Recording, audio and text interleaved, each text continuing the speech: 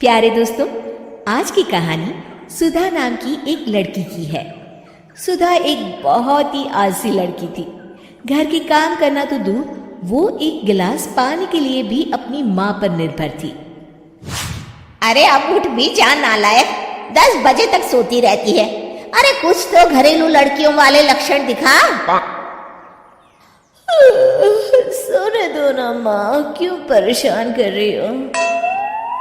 अरे भाग्यवान, क्यों मेरी बिटिया को तंग कर रही हो? सोने भी दो इसे।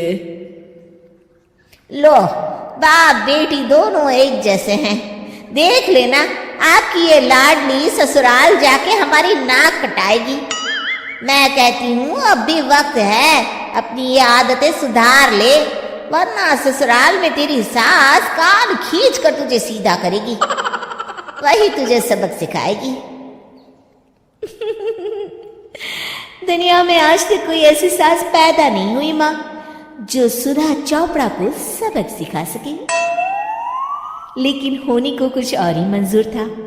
सुधा की शादी एक ऐसे घर में हो जाती है जहां उसकी सास एक रिटायर्ड पुलिस वाली थी। अब कहानी में मजा आएगा। हाँ माँ, यहाँ सब बहुत अच्छा है। मेरे ससुराल के लोग भी ना बहुत मिलनसार हैं। ठीक है माँ, मुझे नींद आ रही है, फोन रखती हूँ माँ। ठीक सुबह 5 बजे।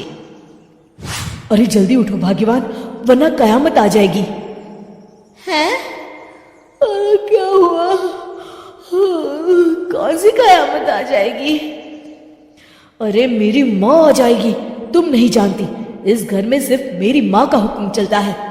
सबको सुबह 5 बजे बिस्तर छोड़कर हॉल में पहुंचना ही पड़ता है। अरे अब इंसान क्या अपनी नींद भी पूरी नहीं करेगा? यहाँ मजाक चल रहा है क्या? तभी वहां सुधा की सास आ जाती है। अटेंशन! मजाक तो तू समझ रही है बाबू, ये मेरा घर है और यहाँ हर किसी को डिसिप्लिन में रहना होगा। अटेंशन! अरे माँ जी, लेकिन इतनी सुबह कौन उठता है? कौन होता है मतलब?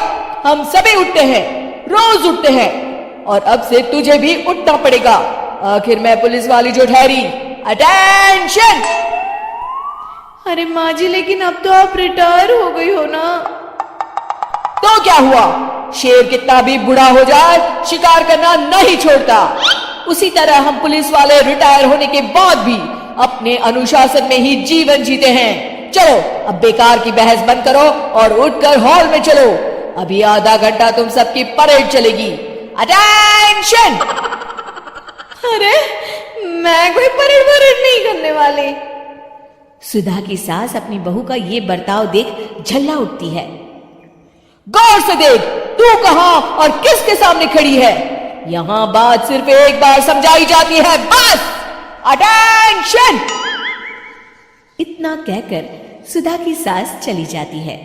अपनी सास का ये रूप देखकर सुधा घबरा जाती है और जल्दी से उठकर बाहर चली जाती है। उस दिन से सुधा की जिंदगी बदल जाती है।